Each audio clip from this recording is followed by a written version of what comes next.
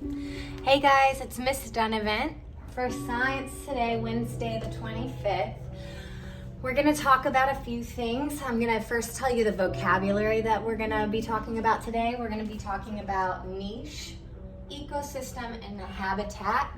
We're going to be reading a selection from this book, An Insider Look at the Environment by Michael Allaby. So we're just going to be looking at these pages right here. We're going to read that and I'll do a close-up for you guys as well. So we're going to go ahead and get started, and then I'll tell you more about what we're doing because it should be really fun, but we have to learn a little bit first so that we know exactly what we're doing.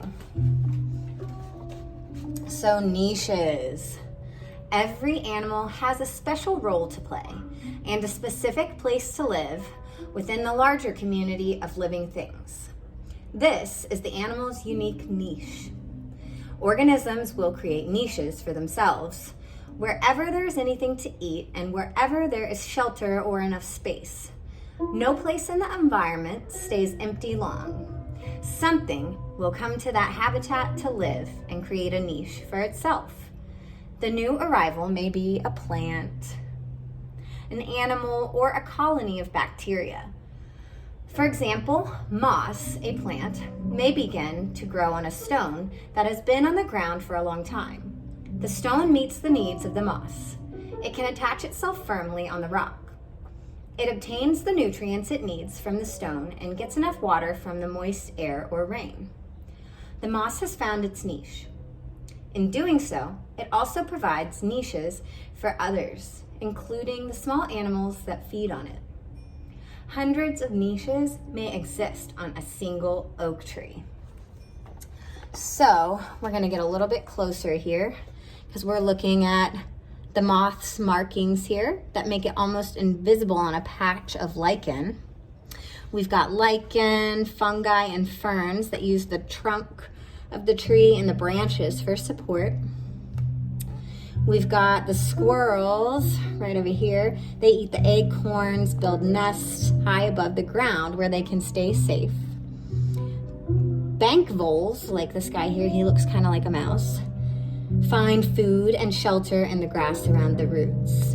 And in the spring, caterpillars, if you can see this guy right here, feed on the tree's leaves. Now we're gonna look a little bit up here. Hundreds of niches for other plants and animals exist on one oak tree. So you see there's a lot going on here. The cuckoo is a broad parasite. It uses other birds to raise its young. Here it is throwing out a blackbird's egg to make room for its own egg in the nest. And it looks like that's the woodpecker's nest. A woodpecker drills into the bark to find insects. All right, now we're gonna take a look at this side. A niche for a beetle. An oak tree shelters and feeds many insects and their young. For example, the grubs of longhorn beetles eat the wood, drilling tunnels as they chew.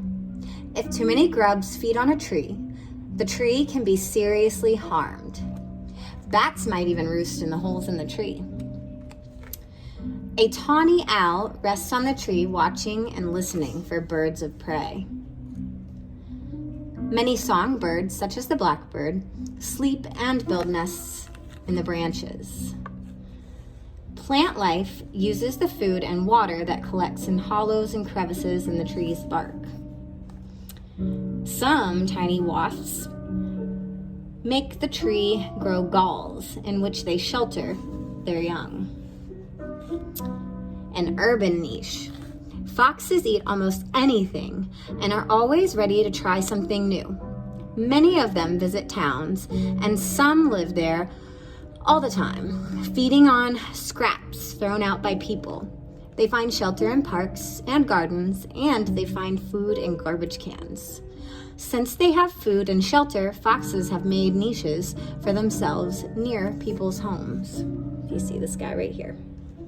All right, so that's all we're reading for our science today, but we do have an activity that we're actually going to do. First, I want us to define this vocabulary, so I'm going to bring you with me here while I do that so you can see a little bit. number one, we just read all about niches. So a niche is the part of the environment into which a species fits. Then we've got our ecosystem. An ecosystem is made up of all living and non-living things in an area.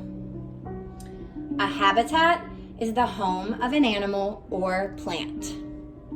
So now we've defined our vocabulary. So now what my challenge to you guys is I actually want you to create your own creature or monster, or think about where your animal would live. Would it be on the ground? Would it be in the air? Would it be in the water or treetops? Like, where would it live?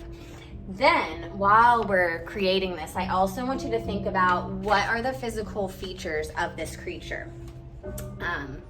What does it need to survive? Does it have any predators? And I took the liberty of creating one kind of myself. So what I did here is I created a creature that I call the spotted mountain puff murali. He's right here living on his little mountains. For his physical features, he's got lots of fur, he's got long legs, he's got hooves at the bottom, black spots. I put the black spots so that he could blend in kind of well with the rocks on the mountain. What he eats is moss and lichen from the mountain rocks, so that grows on the mountains. To survive, he needs crisp mountain air. And last but not least, he does have a predator. His main predator is the dulazi. It has razor-sharp claws to cut through the fur and eat the muralis. So I thought this could be really fun to get creative with. But we've got all of our definitions. We've got our example. And I'm gonna zoom in on that real quick for you one more time so you can just really get a good look there in case you wanna use my format as a reference, but please feel free to get creative with this. It should be fun, and I hope you guys learned a little bit of something. We also have one more activity at the end of this, which is a really fun game that I found about evolution and Charles Darwin.